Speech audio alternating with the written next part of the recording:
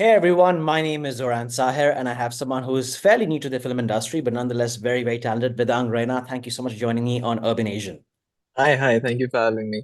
Now, at all pleasure, Vedang. You've had a brilliant start to your career, of course, with RGs and, of course, now Jigra. Well, let's start first talking about Jigra for a bit. What was it like sharing screen space with the one and only Alia Bhatt? It was just such a smooth experience. I mean, I think it started off with a bit of nervousness to be doing a film with someone like her, someone who's as good as her and as big as her. I mean, being the star that she is. And I've just just started my career, and it's only my second film. So I think that feeling kind of was there before we started, but after we did our first couple of scenes together, I realized that she's somebody who really look after everyone on set and make everyone feel like at home. So I think that really helped, and from there it was just smooth sailing. It just felt like two actors just being part of a bigger picture and doing their best. Sure. Well, Vedang, you kind of answered my second question already, but I have to ask you, when you kind of do share screen space with someone as brilliant as Alia, who kind of takes every frame so seamlessly and amazingly well. Of course, you obviously have conversations before this sort of the shot is taken and you have, workshops and etc. But at some level, are there sort of nerves before sort of, doing the real thing? Do you kind of sort of see that? I mean, because when we saw the trailer coming out, it was like as if like you're very seasoned. You've been there for a while. And what was your thought process? What was your kind of Uh, backstory and homework before doing the shots of Jigra? I mean, I like to do my homework. Right. I think I'm one of those actors that like has to come in prep, not Mm, prepped in the sense that I'm just like kind of learning my lines, but I need to go in feeling like, okay, I know what the scene's all about. I've read my script multiple times over. I know what my character is, so that then that nervousness kind of goes down. And sure. I feel like that experience comes from me. I've done a lot of performances, live performances with music, right? And I remember the days where I didn't perform well was the days I didn't practice enough. And the days I go in like practicing like like 100 times, then I feel way more confident going on set. So I felt like I wanted to make sure that was the case here, because I put a lot of pressure on myself that I can't screw up with all these names and all these uh, amazing people on set, seasoned veterans, I'd say, on set.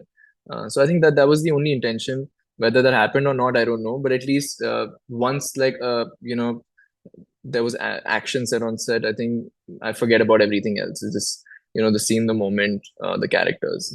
Yeah, well, that's the best way of kind of approaching it. Vedang, I have to say you're one of the few actors in the film industry who can actually proudly say you were launched by Zoe Akhtar and then now you moved on to Karan Johar. So, I mean, not many Yeah, people can say, not even the most established people can say that. And I think it's incredible just by the yeah. sound of it. But I mean, what was it like working under Dharma Productions as a banner? I mean, how does sort of Karan Johar's role or I guess influence play a big part in the making of a film? Um, Like, I mean, Karan, I have just so much love for Karan. He's somebody who really genuinely looks after everyone around him. And I felt the same for me, but I saw what he's done for someone like Vasan sir, who's mm, even for him, I guess this is like a bigger kind of more commercial project. And for him to support and so you'd say like indie filmmaker like him, yeah. and somebody who's it's quite a new concept too, or a different kind of a concept to make a commercial film. The way he supported that, and the way I saw him do that, and like let that creative freedom be too. I think that's the best thing a producer can do, and I've so much respect for him to do that.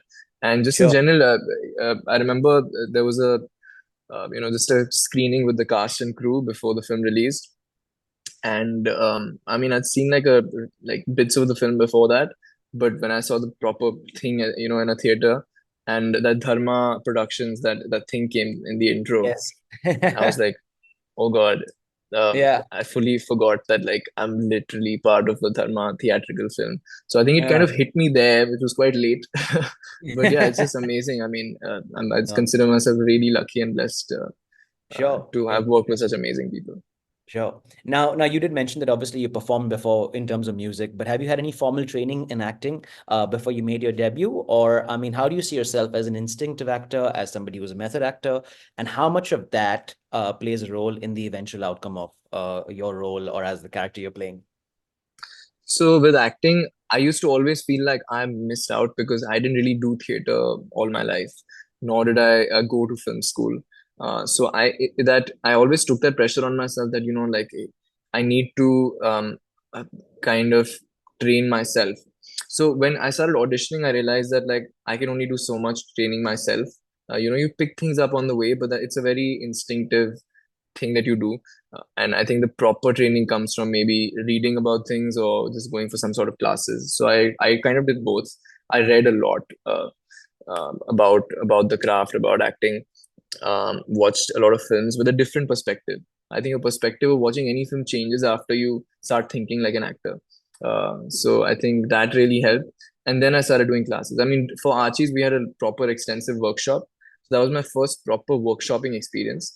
I'd done a few scene works and scene rooms before that.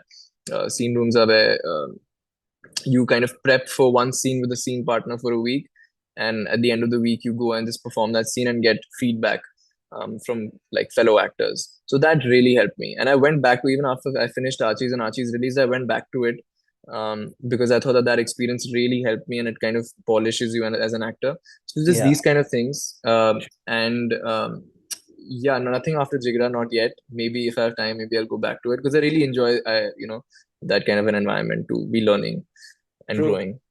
True. Yeah, well, so I want to also ask you, I'm not sure if it's too early in your career to ask this question, but do you have a sort of a preference in terms of what you want to play moving forward? And I'm sure you have a lot of things up your pipeline. Is there a preference? I mean, sort of playing the anti-hero, the romantic hero, an action thriller, a comedy. What Um, is your genre? Kind of what do you see I don't yourself? know. I don't like to box myself with like, Sure. I would only want to do this kind of a role and that kind of a role. I Right. think subconsciously for an actor, you feel like, okay, you want to show that you can do this, and that. Yeah. And I think that thought creeps in that, okay, maybe now is the time for me to do something, do a romantic role or do something, dabble in comedy. Or Sure. so sure, I'd love to explore everything. I think what gives me a kick is kind of doing different kind of things. So maybe that would be an idea, but I don't want to box myself. I think if my priority of choosing a project would be if it's good writing and if it's minds that I would like to collaborate with. So I think this True. that's the goal right now. Yeah. Well, Vedant, we wish you all the very best. Good luck, and can't Thank wait for you. some more work coming on screen for yourself. Thank you, man. Thank you so much. Cheers. Thank you very much. Cheers. Thank you.